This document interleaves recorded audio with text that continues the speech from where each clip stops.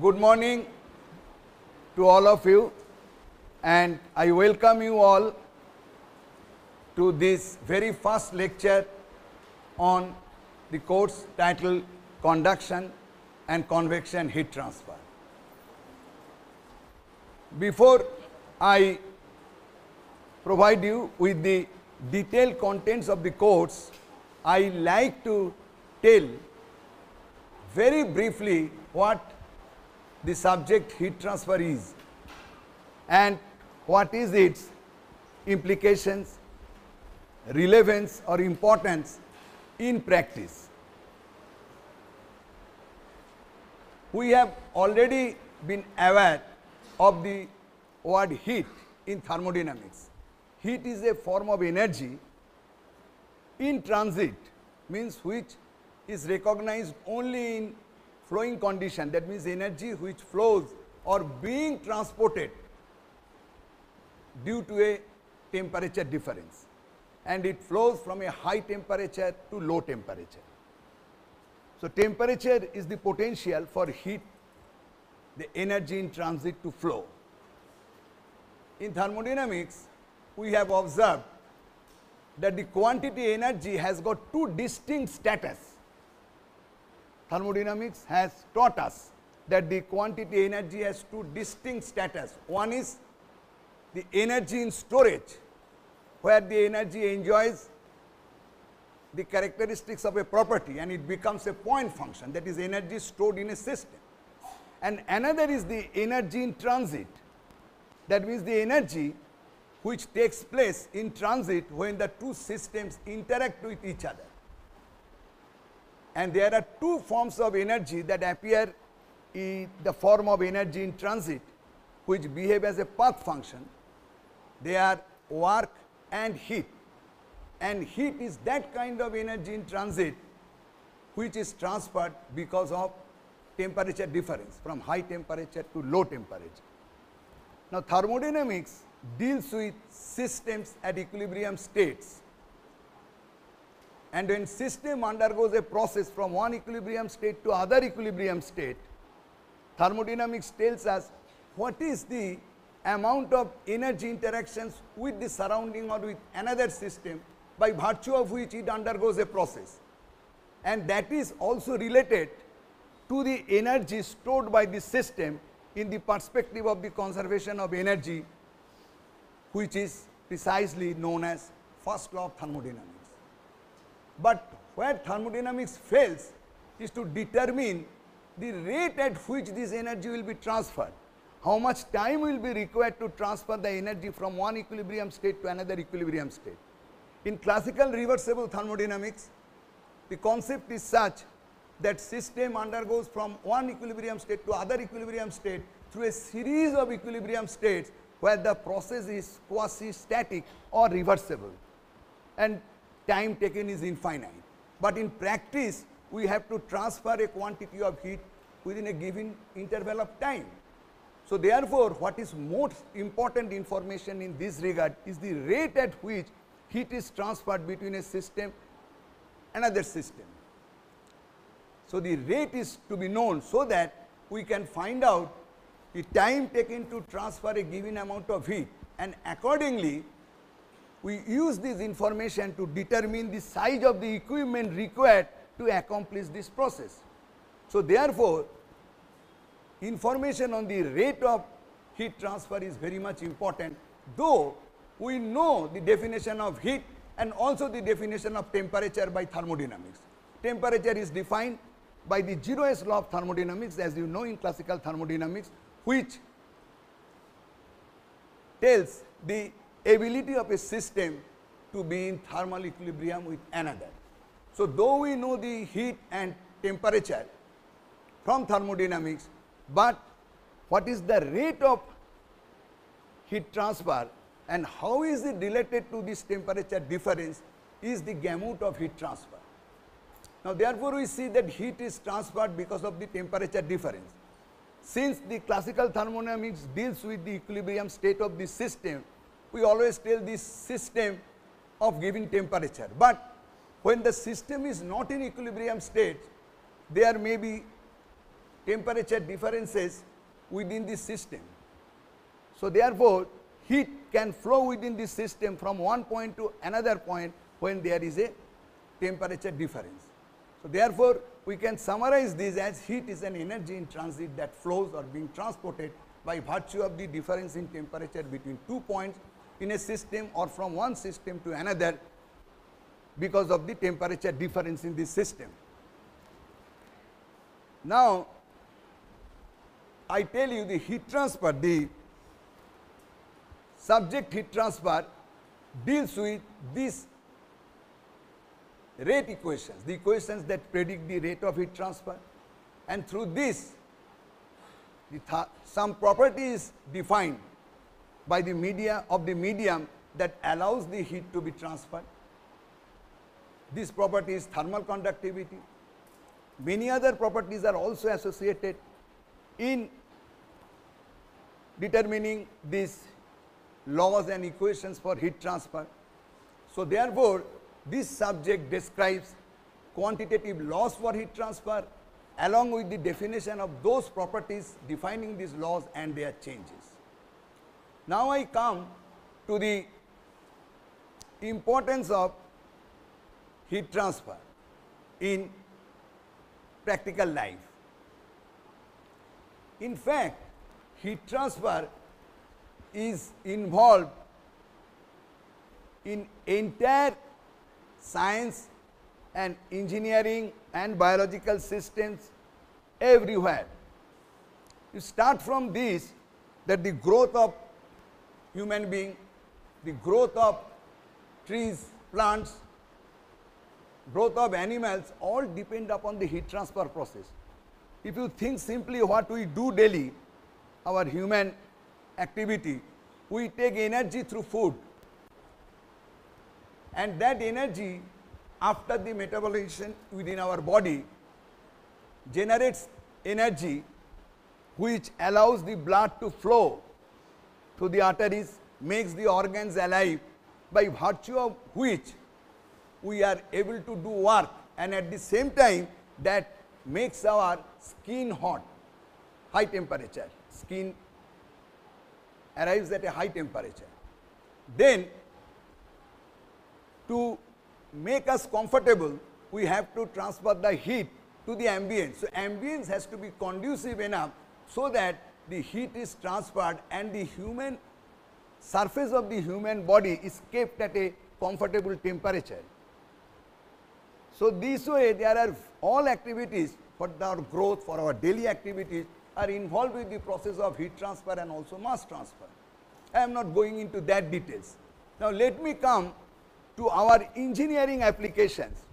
In engineering, heat transfer is deeply involved in all sorts of applications. If you first see the power industries, you know that we develop mechanical and electrical power that is needed for manufacturing products, for electrifications. All this power is being developed from the natural energy resources, and more than 70% of the power today is the global statistics is being developed from burning the fossil fuels. And what is done is the fossil fuel is burned, and after burning, because of the exothermic reaction, a huge thermal energy is generated, which results in a very high temperature, hot, that means high temperature products of combustion that is used as a heat source to transfer heat. And you know from thermodynamics that if you have to have continuous mechanical power out of this type of thermal energy, what you have to do? You have to transfer heat to a working system which executes a thermodynamic cycle, and you have to also reject heat by this working system to another system while working in this cycle. So therefore, you see here the heat transfer processes come in where the heat transfer, heat is added to the system, working system where heat is rejected. This, if you recall your thermodynamics, you know that in a conventional steam power plant, this heat added portion is done in boiler, where the heat from the flame and the combustion gases is being transported to water. So, for efficient transportation of heat and to design the furnace, design the water walls of the boilers, we have to know the rate of heat transfer. Here also the phase change takes place, the water boils. Similarly, the steam coming out of the turbine is being condensed in the condenser by taking the water from the ambience as the cooling agent. Circulating water, water circulates, takes the heat, where the heat rejection takes place by second law of thermodynamics.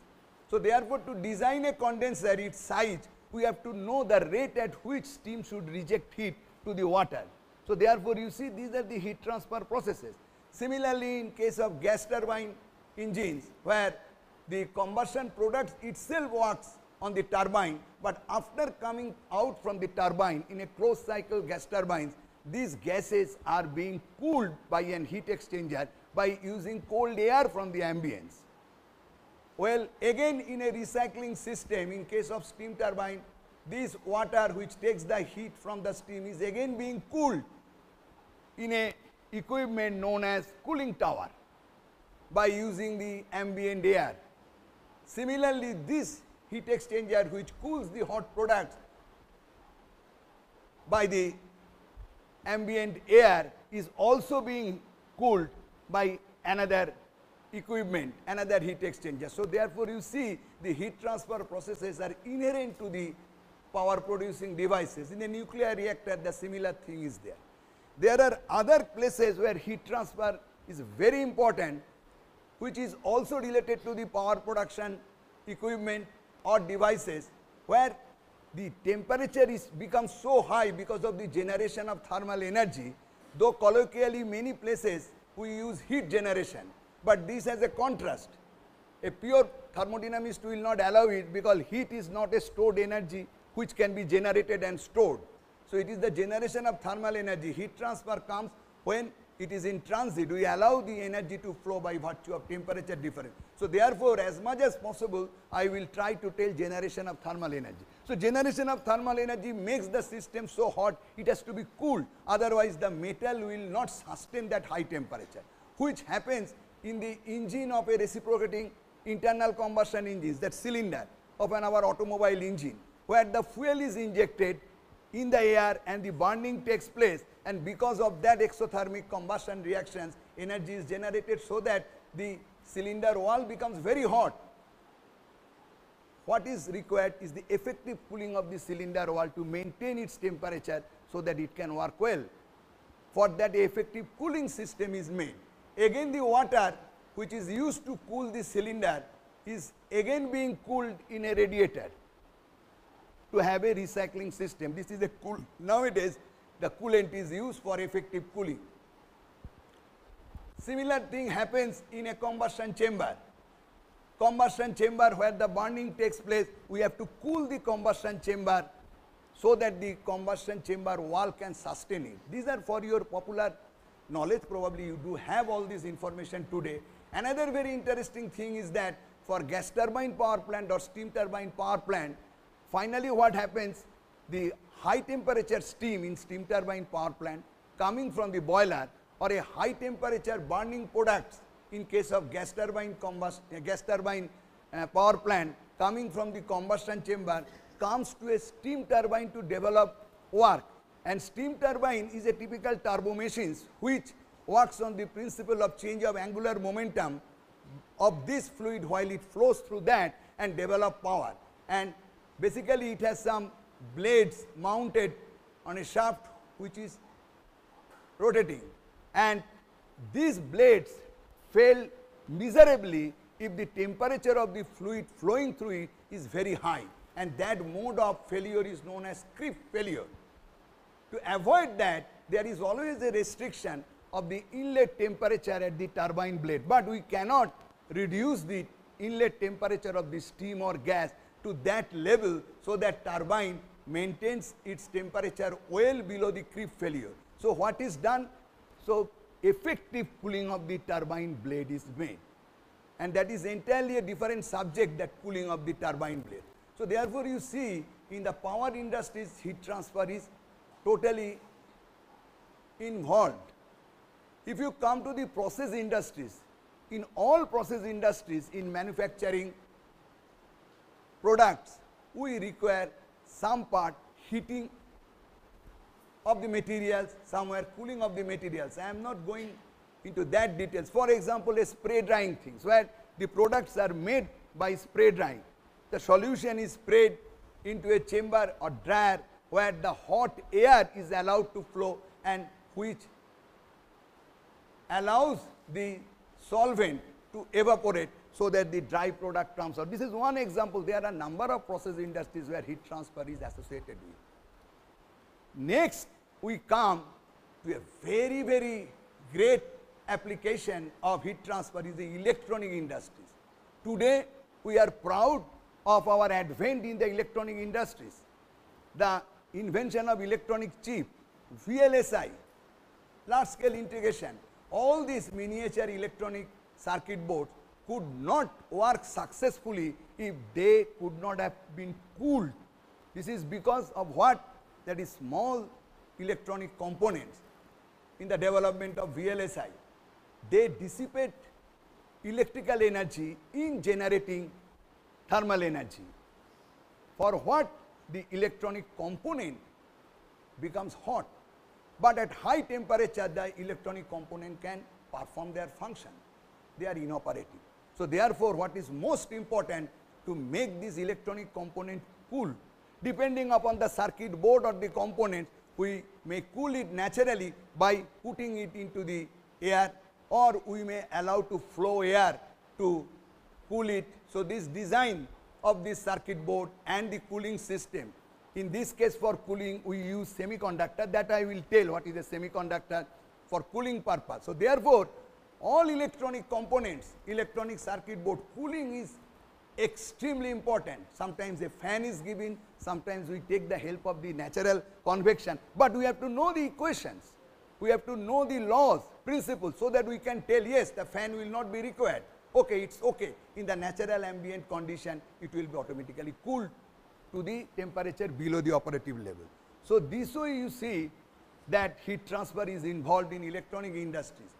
In biological system, heat transfer is very much involved because our entire biological process along with our growth is involved with heat transfer, and scientists are utilizing this in the applications, those who are involved in the development of healthcare systems. In the microfluidic research, a lot of heat transfer studies are being done for the application of to the biological systems. So with this in our background as the definition of heat transfer, then overall understanding of the gamut of heat transfer and its practical relevance, now I will show you the course contents. Now course contents, when I show you, I tell you this is an introductory course on conduction and convection heat transfer. We will emphasize the underlying fundamental concepts of these two modes of heat transfer, conduction and convection, and we will enumerate the laws, principles and the governing equations based on derivation from fundamentals. The coverage, I tell you, will be well balanced with physical concepts, analytical operations, along with examples and exercise problems of practical importance. And I am sure that after completion of this course, a student will have a strong foundation on this conduction and convection heat transfer and will be competent enough to apply the laws and equations appropriately to practical scenarios. This is the learning objective. Now, my job is to tell you about the detailed content of the course. In fact, this course will be taught by both of us, myself and Professor Suman Chakraborty, and I introduce the teaching assistant, Mr. Sayan Das, who is a research scholar. You come here and show your face, and Mr. Shubhodip Mondal. Shubhodip, please show your face, the students must know. that Mr. Shayan Das and Mr. Shubhadeep Mondal. The next one.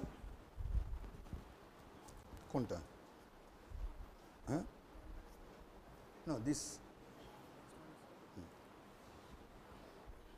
Now this is the course content. Just I tell you hurriedly, this course is divided into basically 3 modules.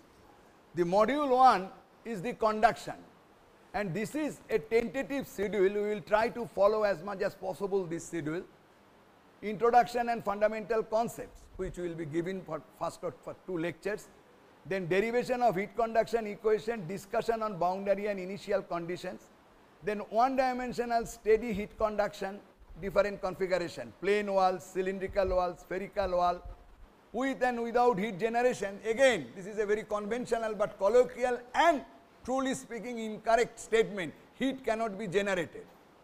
Heat is an energy in transit. Sometimes I ask this question to the student. Just I tell you now, since all of you have completed the thermodynamics course, you have an insulated vessel within which there is a reactant reacting. You make a spark or initiate the reactant. What happens? The temperature becomes high, but a colloquial statement said heat is generated. Where is heat? It is insulated. No, heat is transferred. Where the heat is transferred? That means it is the generation of thermal energy because of the exothermic reaction which makes the product hot. If you remove the insulation, then only heat will come. If I stand by the side of a reactor, huge reactor, and hugely insulated, I don't find any heat transfer. I don't find any heat coming to my body. So why the heat is generated where it is gone? It is the thermal energy that is, no sir, heat is generated and it is stored in this system. Heat cannot be stored in this system, it is not a stored energy. The thermodynamics teacher will be very annoyed. So therefore, it is the generation of thermal energy, not the heat, but colloquially people tell conventionally, that is why I am telling with and without heat generation. Concept of critical thickness of insulation, heat transfer through extended surfaces, fins, 2-dimensional steady state heat conduction in plane wall, analytical approach, unsteady heat conduction, lumped heat capacity system, 1-dimensional transient heat conduction in infinite plates and semi-infinite solids, analytical treatment. This is the topic of the conduction, and then it will be followed by an assignment of questions and solutions with discussions. Second module is the introduction to convection and review of fluid mechanics, and this include topics physical mechanism and fundamental concept, because the convection mode, I will tell you afterwards, is not a basic mode of heat transfer. It is the conduction which is the basic mode, which is affected by the flow of the fluid. That is why the name convection comes. So therefore, in the convection, the first part we will make a review of fluid mechanics that you have already studied.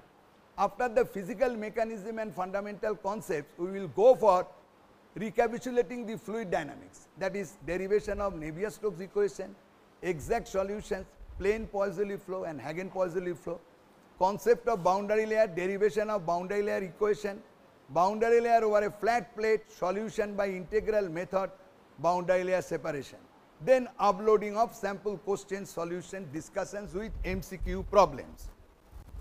Next, the third module is the continuation of the convection, and there are 2 types of convections which will be told in detail afterward, forced and natural convection, derivation of energy equation, identification of dimensionless term.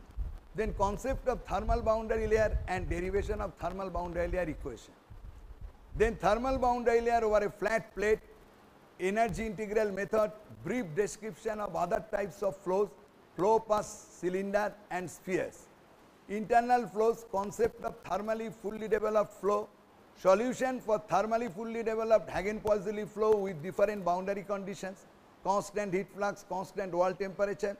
Then the natural convection part, we will teach Boussinesq approximation, vertical heated wall, scaling analysis and scaling laws in terms of pertinent dimensionless number. Then uploading of sample questions and solutions, discussion, MCQ problems with model solutions. And the last part of the last module or the last part of the course is on application side. That means after that, okay, sorry, there is a condensation, it is a basic thing, derivation of Nusselt's equation, and the boiling phenomena, explanation of boiling phenomena and pool boiling curve. These two will be taught in brief. Then the application, mainly the heat exchangers, types of heat exchangers, LMTD, log mean temperature difference, epsilon NTU expression. Epsilon is the effectiveness, NTU stands for number of transfer units. This just for your information, you don't know anything, this will be taught, that what the abbreviation is for parallel flow and counter flow shell and tube type exchangers, and this will be followed by uploading of sample questions and solutions, then discussion MCQ problems with model solutions. So, next is the reference textbook. First of all, I tell you, any textbook will do. I or Professor Suman Chakraborty will not follow a textbook in ditto. What is my suggestion? That classroom will be substitute of your textbook, not in 100%. You must read a textbook for follow-up, which contains these things, which are taught in the class. All textbooks are equal. If you understand things in the class, any textbook will be supplementing your concept. But as a reference, we list these textbooks, Principle of Heat and Mass Transfer, 7th edition, Frank in Cropera. It's a very good book along with other authors. Introduction to Heat, this is published by Wiley. This is a textbook by me. This is published by PHI Learning, the Prentisol, and another heat transfer is Basic Approach by OGC. There are a number of heat transfer books. Any book you can see, we will not follow a particular book. We will take problems from any of these three books, from other books also. So, you take any reference textbook just for the sake of showing the text in a priority wise, we have shown this text. That does not mean that we will rigidly follow this text. Okay.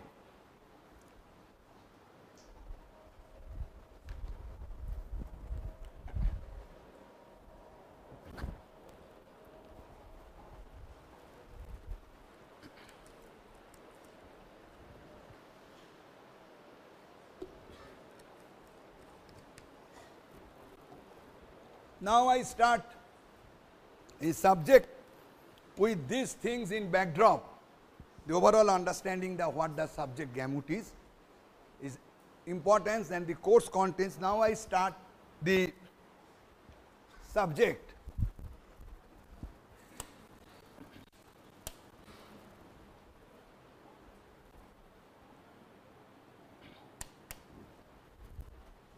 Now, conduction is there are basically three modes of heat transfer: conduction, convections and radiation. Incidentally, in this course, conduction and convection heat transfer, radiation will not come into picture, conduction and convection. Now, between these two modes, conduction is the basic mode of heat transfer. Convection is not a independent basic mode, it is artificially conceived by us. I will tell you in detail the concept of convection heat transfer. Convection comes into picture when there is a flow. It only occurs in case of heat transfer through fluid, where the flow can take place. And because of this flow, the conduction phenomena is affected, the basic mechanism of heat transfer. So, therefore, this affected convection, that is flow affected conduction, we define artificially as a different mode of heat transfer as convection, though convection is not a basic or independent mode of heat transfer. This particular thing you can write. There are certain things you must write, there are things which you may not write or may write as note, but this is very important thing. Though we tell two modes of heat transfer, conduction and convection, but basic mode of heat transfer is conduction and radiation, which is altogether governed by different physics and which is not included in this course of conduction and convection heat transfer. Now, conduction is associated with a temperature difference, I already told. Whenever there is a temperature difference between 2 points in spatial coordinates, the heat is transferred because of conduction. So, therefore, a temperature, continuous change of temperature comes into picture and it flows in the direction of decreasing temperature. That means in the direction of negative temperature gradient. Let us think in this way that let us consider a direction of heat flow Q. Q is flowing in this direction, and we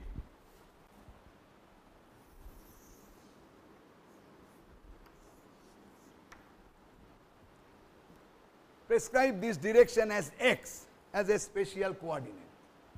Well, and heat is flowing in this direction means there is a continuous change of temperature in this direction. In any medium, conduction can take place in any medium, and conduction is the basic mode of heat transfer in solid, in fluid, in static fluid, in flowing fluid, doesn't matter. All these things I will be telling in deep with concept.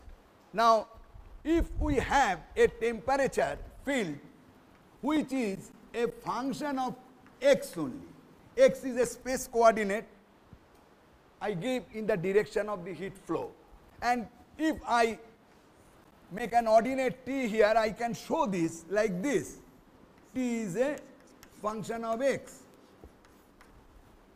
So therefore, heat is flowing like this. Now, if I take a cross section, a section at any distance x at ax from the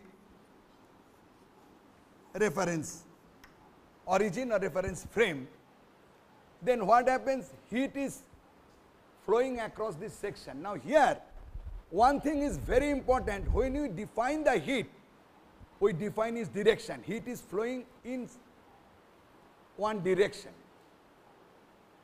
Okay. Now, why I have taken an area normal to the direction? This is because in this connection we define a quantity heat flux.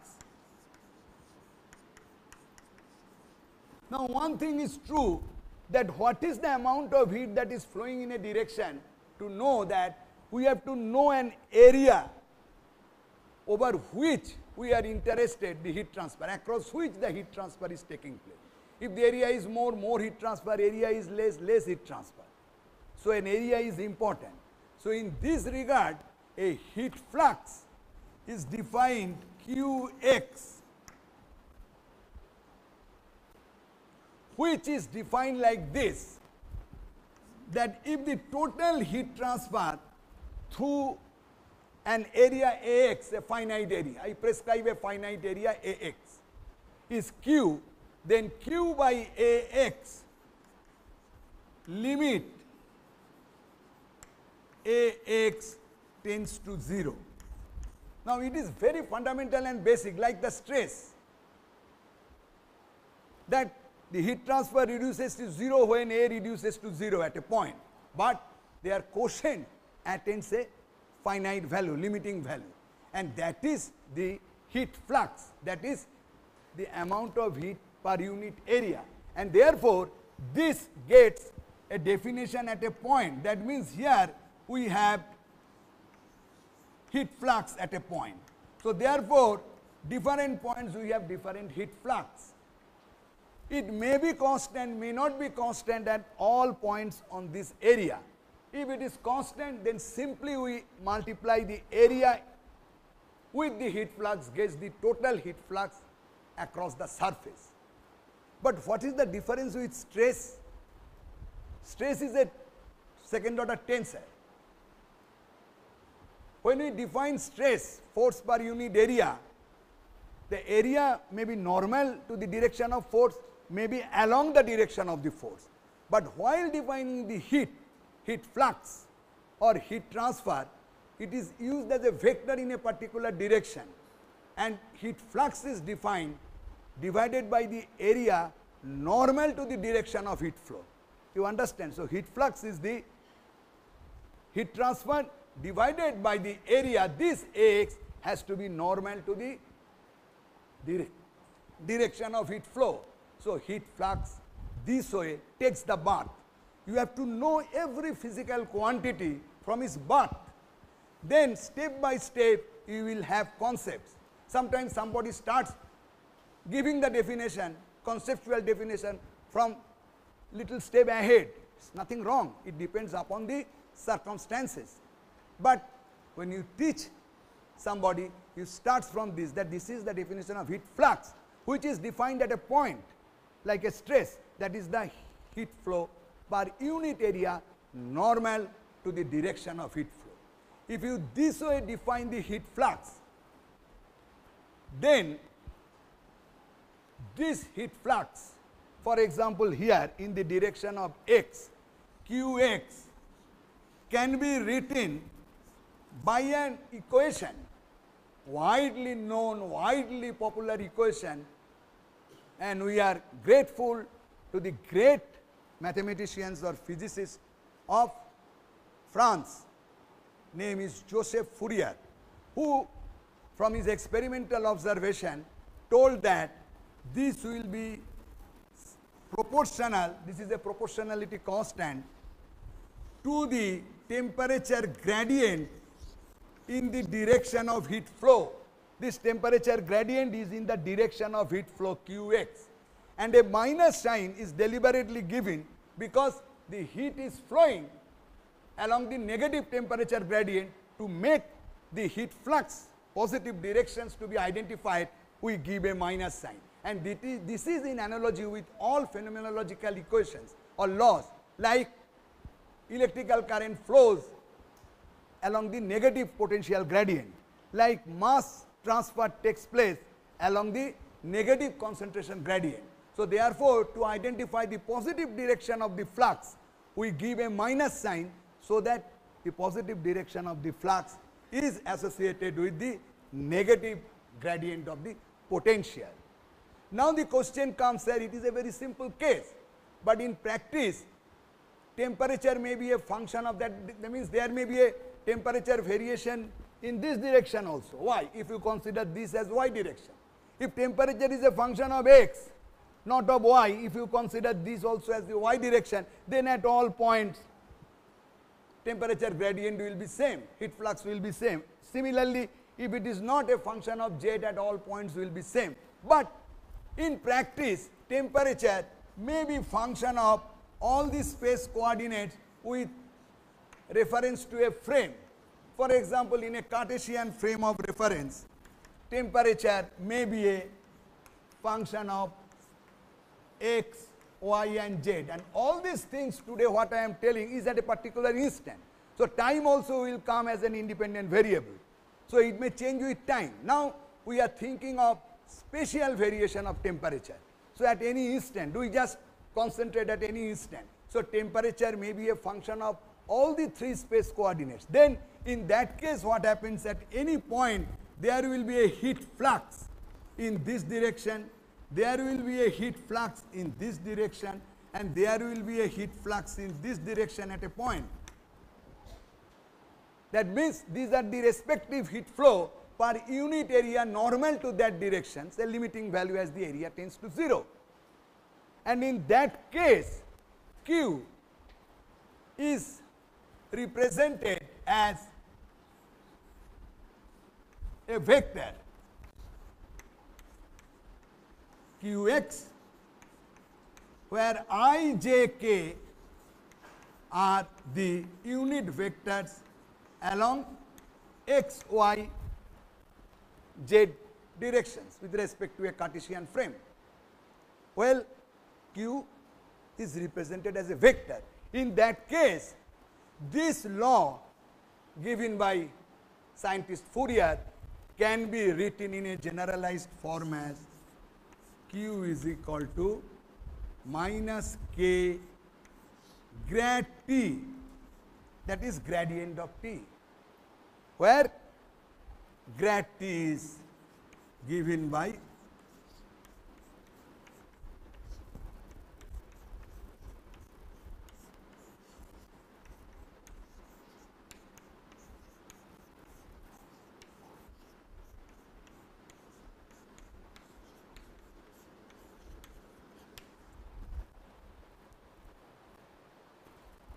okay. So that Qx becomes minus k, then del T del x, because a partial notation partial derivative has to be given. So in that case, Qx is minus k, because t is a function of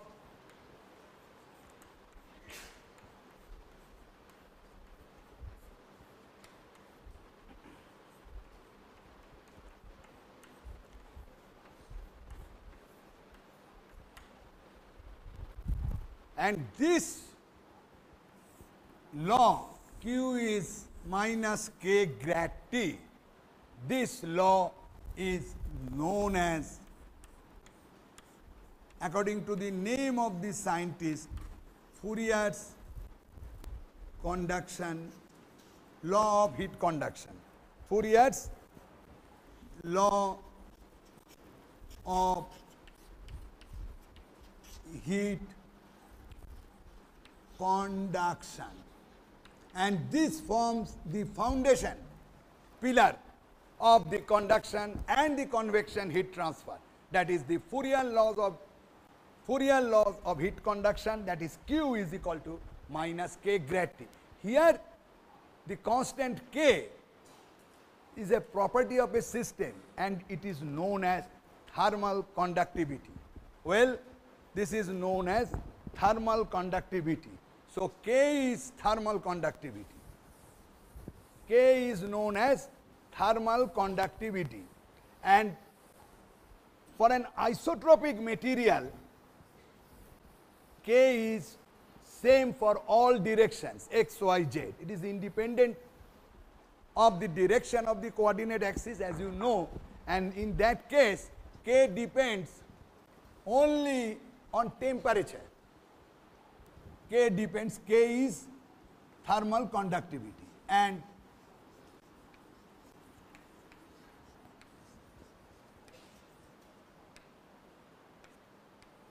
Vt, K is thermal conductivity. It is a property, and for isotropic material it is independent of the direction of the axis, and in that case it is purely a scalar quantity, a scalar constant which is a function of temperature only for isotropic material. In this class we will discuss the things almost for isotropic materials, and this thermal conductivity in a broad sense is known as transport property relating to heat transfer.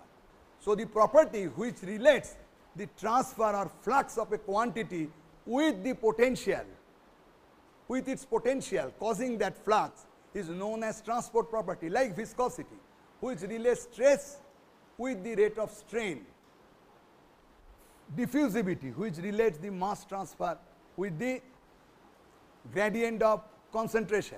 Here rate of strain is difficult at the first moment where the gradient is coming, because rate of strain is defined in terms of the gradient of velocities from the kinematics of fluid flow. Well, so therefore this is known as, in broad sense, transport coefficient related to heat transfer, thermal conductivity. Now the unit of thermal conductivity is very simple, because heat flux divided by the temperature gradient. The thermal conductivity unit will be heat flux divided by temperature gradient. Now in SI, heat flux is defined as unit of K. Heat flux is defined as heat flow per unit area, watt per meter square. And what is temperature gradient? It is degree Celsius or Kelvin, any one of these two, divided by meter. So therefore the unit is watt per meter degree Celsius or watt per meter Kelvin. This K is not thermal conductivity, it is Kelvin, and Kelvin unit is not written in terms of degree Kelvin, whether it is a change in the Kelvin or it is the absolute Kelvin. You understand? If you change the temperature from 460 Kelvin to 480 Kelvin, what is the change in temperature in Kelvin? 20 Kelvin, sir. And what is the temperature of the body? 460 Kelvin, not degree. Okay, so therefore it is written as Kelvin. So this is degree Celsius. So this is the unit, either this or this. Clear? Now I will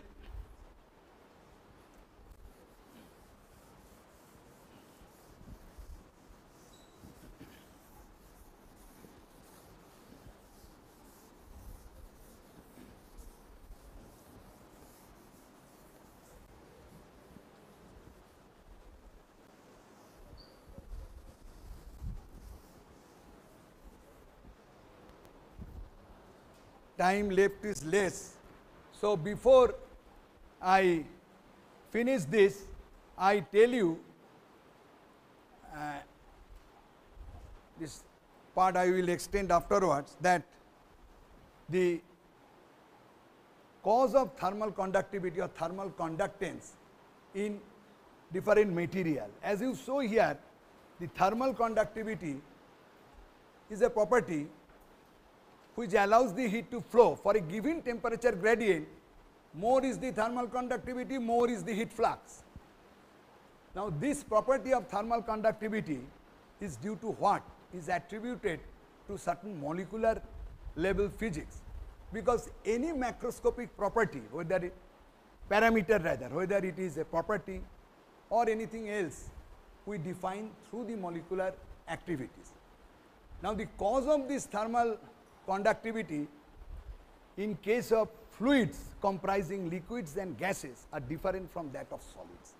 In liquids and gases, the heat is conducted by the energy transfer between the molecules because of its collisions.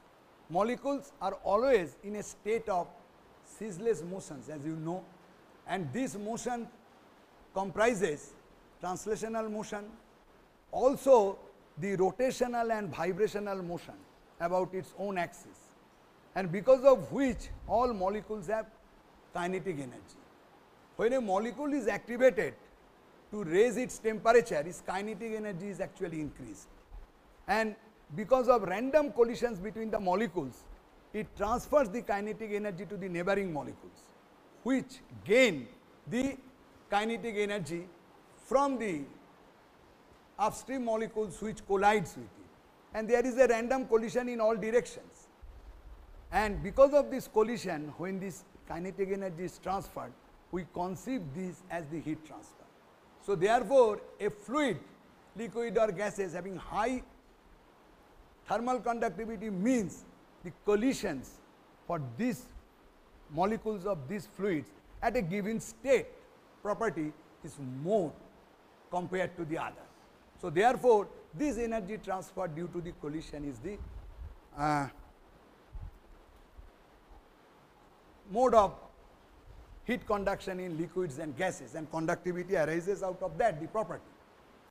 In solids it is little different. This is because in solid, as you know, the basic difference with the liquid and gases is that in solid the molecules are closely packed, the mean free path is extremely small, and the cohesive forces are very strong. The way we have seen the viscosity effect in case of liquid and gases are different. Similar way here it is not the collision, rather it is attributed by two phenomena. One is the flow of free electrons, another is the propagation of lattice vibrational waves. What is flow of free electrons? Flow of free electrons takes place in case of metals.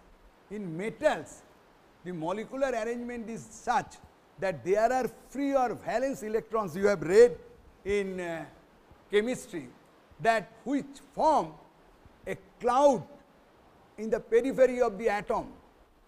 They are not within the atom, and they share with the other atom of other element in the reaction. This cloud of electrons is known as free or valence electrons, which are there in all metals, which take part in conducting the electrical current, flow of these free electrons from the electron cloud, and at the same time they take part in flow of enhancing the flow of heat due to conduction. So therefore, for this reason, a metal is a good conductor of both heat and electricity. And the lattice vibrational wave part is suppressed there. But there are highly ordered crystalline non-metallic substances where the lattice vibrational part becomes prominent. What is this? So in those types of solids, non-metallic solids, the molecules are arranged in an order, in an array, a set type of thing which is known as lattice. Probably you know these things, I am not going into details of this, and there the molecules starts vibrating in a very synchronous way. As a whole, there is a lattice vibration which is propagated within the material, and that is known as lattice vibrational waves. You don't have to know much in depth of it, because this is not our course, this is for your information. And for those highly crystalline non-metallic solids, especially for, I am telling examples, diamonds, graphite, silicon, quartz, this lattice vibrational wave propagates, and that propagation makes the major contribution, not the free electrons, to the conduction of heat.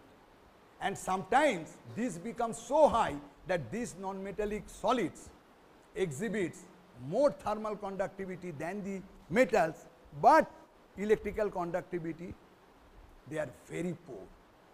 They are bad electrical conductor, but good heat conductor. And that's why they are used for cooling of electronic component, and they are known as semiconductors. Now with this, I will just show some for your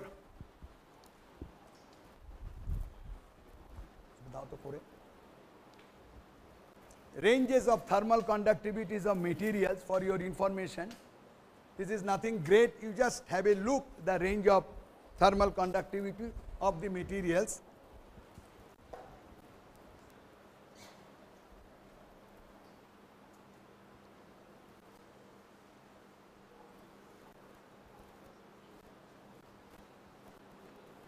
Where it is? তুমি এটা করে দাও না, তুমি এখানে এসো না।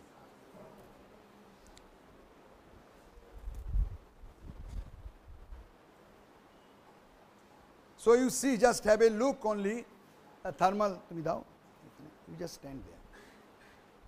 This is the range of thermal conductivity. I don't know whether you can see from the back. You see, this is the thermal conductivity axis, watt per meter K. This is 0.1, this is 1, this is 10, this is 100, this is 1000. And you see hydrogen, helium, air, carbon dioxide gases, they are within that range, 0.1 to 0.05, like that, a little bit 0.6. Then comes the insulators, fibers, wood, then this is foam. Then comes the liquids, mercury, water, oils, they are in the range of 6, 7, 8, that is between 1 to 10, and for some oils little bit of 1. Then non-metallic solids, some oxides, rock, they lie in this range. It is done 50 to even below 1. Then the alloys, aluminium alloys, bronze, steel, nichrome, these alloys fall within this range 100, little more than 100 or below 100. Then comes pure metals. Copper is one of the very good heat conductor whose thermal conductivity is somewhere near 400. And you see those non-metallic highly ordered crystalline materials, that solids rather, that is diamond, graphite, silicon, quartz, their thermal conductivity even up to 1000 watt per meter K. They show such high thermal conductivity. Next is, this is some representative figure of thermal conductivity variations with temperature. This is for liquids. Ammonia, there is a strong decreasing trend. This is for gases. For hydrogen and helium, there is a strong increase, strong influence of temperature in increasing the thermal conductivity, whereas for air, the thermal conductivity is lessly influenced by temperature. Then it is water and carbon dioxide. Okay, next is, these are just for your understanding. For solids, you see the thermal conductivity of different solids are there. Not much of a difference. For some solids there is a sharp decreasing trend. For silver, copper, aluminium, these are very important. The influence is not very marked with the temperature, the thermal conductivity change. Okay? So these are certain information that how the thermal conductivity varies with the temperature. Okay, thank you for this class.